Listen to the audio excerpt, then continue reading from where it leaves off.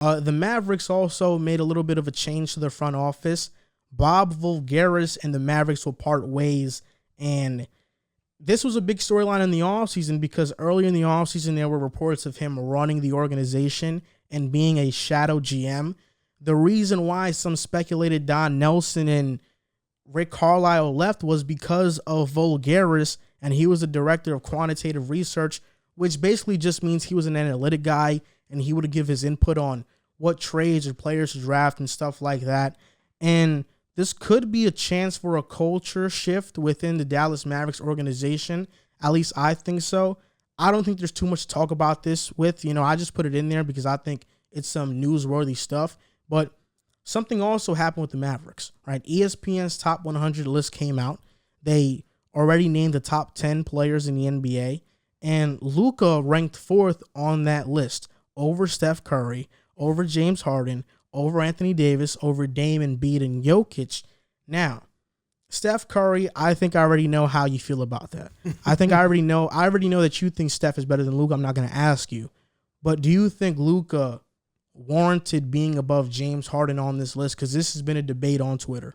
Well, first, let me start by saying good for the getting him out of Vulgari. I think we talked about it.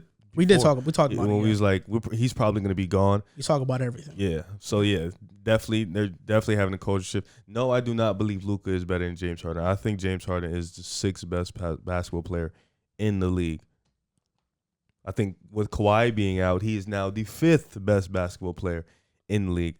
I think Luka is right behind Harden. I think people forget what Harden was doing last year when Kevin Durant and Kyrie weren't playing, and then when Kyrie came back, and then when KD came back. I think people forget who Harden has been even before those two, carrying the Rockets, going into the playoffs, giving Golden State fit, something LeBron could not do to Kevin Durant Warriors. He was giving them absolute hell. I think what people are doing with Luka is, they're just hyping him up to be the face of the league, trying to brand him 4th best player in the league.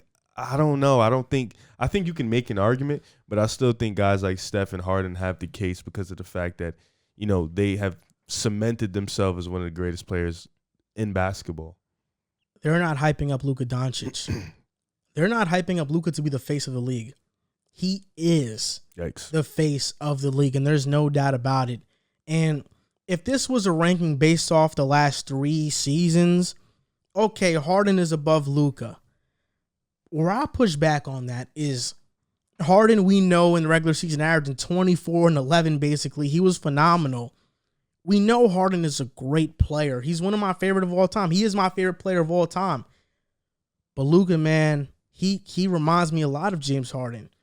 But Luka is James Harden plus the playoff performance. Like, Luka Doncic is what James Harden is in the regular season. But the difference is that Luka takes it to another level in the playoffs where James Harden either stays the same or drops his production and efficiency. Luka is basically 28, 9, and 9. He improved his defense, and he upped his three-point percentage to 35% on 8 attempts last season, and he takes some deep-range threes, even deeper than what James Harden takes, which is crazy to say. Luka in the playoffs so far, in his first-round series, combining those games, which amounts to 13 games, has averaged 33.5 points per game, 8.8 rebounds, 9.5 assists, shoots 49% from the field, and 39% from 3. Took the Clippers to 6 games with Porzingis, then to 7 this past playoffs without having much help. He went berserk against the Clippers. Harden's best playoff run was 18-19 season. He averaged 31.6 points per game, 7 assists, 7 rebounds, shot 41% and 35% from the 3. When we talk about efficiency, Luka is far better than Harden in the playoffs. When we talk about production, your points and assists and rebounds and even limiting turnovers, Luka is better than Harden in the playoffs. You know James Harden is my favorite player. And it saddens me to say this. But don't you value regular season more? To an extent. Okay. To an extent. All right. This is why, look. Because I know why you're saying that, because RJ Barrett, we have our debates. No, I'm just asking because Harden. No, I get it. Regular season. The difference is that when we could, like, I'm just going to talk about the RJ Barrett point a little bit. RJ Barrett played great in the regular season. And in the playoffs, he didn't play too good. But because of that, people are putting Kevin Huerter over him. The gap between RJ and Huerter in the regular season is such a gigantic gap that it doesn't warrant you putting Huerter over RJ because of the playoffs. But with Harden and Luka, the gap in the regular season is not too far. Right. And in the playoffs, the gap between Luka and Harden is far to where I'm like, Luka's the guy. Like, you know I'm a James Harden fan. And I'm speaking to all James Harden fans out there right now. You know that when James Harden gets into the playoffs, there's always this feeling amongst us James Harden's fans that he might lay an egg. He might not. He might have a horrible game. With Luka, I don't even question it. I know Luka's coming into play. I know Luka's about to drop 40. I know Luka is going to put on a show. I don't have to worry about Luka not performing because I know he is. With James Harden, there's always that feeling. Even though our mind tries to tell us he'll be fine, in our hearts, in our souls, there is a feeling of doubt with James Harden in the playoffs. And that's the difference between Luka and Harden. Luka, I'm getting that great regular season production and that ability to carry a team to the playoffs, and I'm getting all-time great performances in the playoffs, and that's something you don't get from Harden. So where would you put Harden in the league right now? It's probably just behind Luka. Just behind Luka. Because I think he's better than Jokic. I think he's better than Embiid and Dame. So it's really, for me, it's LeBron, not in order. Yeah. LeBron, Giannis, Steph. Are you putting Kawhi in that list? He was injured, so you didn't want to put him there. Okay, so we're taking Kawhi out. But I'm saying what, KD. KD, okay, so KD. Luka, Harden. Okay, that's interesting. So he's probably 5th, 6th. Harden is probably 5th, 6th. It's just, it's tough because they're virtually like the same type of player. Guys who demand the ball, make plays for others. They've been in the same situations before. One-man show. I watched Luka play against the Clippers. You know me. I'm a Paul George fan. I watched every single game, and the counting stats do look great, but he reminds me of Harden in this sense. His play and his impact diminishes every quarter as it goes.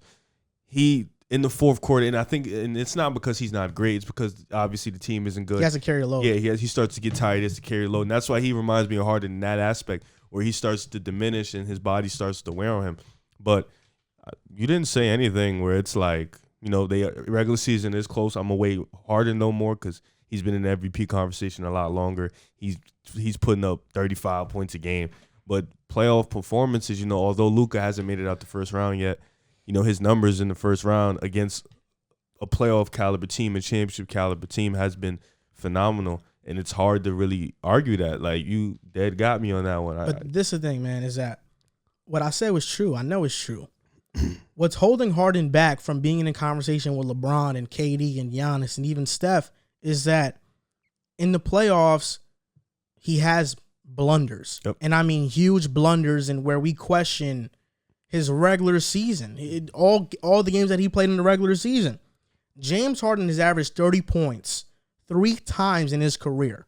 He's only done it once in the playoffs. Mm. Harden has averaged 34 points per game and 36 points per game in the regular season before. He has never averaged that in the playoffs for like an entirety of the playoffs. Not just a playoff series, for the entirety of the playoffs. He's never averaged above 34 or 36. The most he's averaged is 31. Luka, he's averaged 32 times in the playoffs. He hasn't done it once in the regular season. So he ups his play. He ups his play tremendously. And I get that quarter argument. I agree with it because numbers back it up that Luka does go down each quarter. But at least in the first and second, I'm getting Luka barrages. I mean, I'm getting like Father Kamehamehas from Luka. Like this guy is lifting his team on his back and building a lead. Yeah. Where Harden, he has that play for the entirety of the game. There isn't a moment in those games where Harden, you say he completely takes over. You know, and obviously there are other things, there are other variables because Harden's passing is amazing too. So he keeps his team in the games like that. But I think Luka over Harden is not a bad take. Like, no. Luka is phenomenal. I'm trying to think now. I don't think I can give you a Harden signature moment in the playoffs. Maybe you could help me. I'm trying to remember. I really can't, you know. In my opinion, Harden's best moment is hitting that game winner over Golden State, which was in the regular season. Damn. But in the playoffs, actually, I do have a signature moment. Oh, you're gonna say the same? It was probably Game 3 or Game 4 of the 2019 playoffs when KD and Harden were going back and forth. Harden had 40 that game, and his 3-point ball kind of ended the game. I went far. I was gonna say 2012 against San Antonio, Game 5. He hits the step back over Manu Ginobili. No, over Kawhi Leonard, and that puts him up and sends him to the. That was a signature moment too, but yeah, like you can't think of many signature moments that Harden has had, but with Luka, you can think of the game-winning shot against Reggie Jackson. He hit that over Reggie Jackson. You can think of that. You can think about these past playoffs where virtually every game was a signature performance. He was playing lights out. With Harden, he'll have out of a 7-game series, he'll have 3-4 good games, great games, but he'll have 2 where you're like, where was he? And that's what's holding back Harden from these conversations.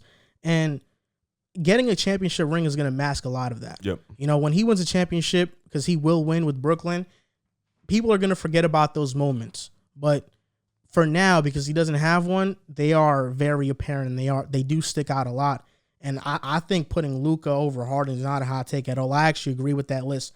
Over Steph is a little bit, you know, I'll push back a little bit on that. But over Harden, absolutely not. I think he deserves that ranking over him.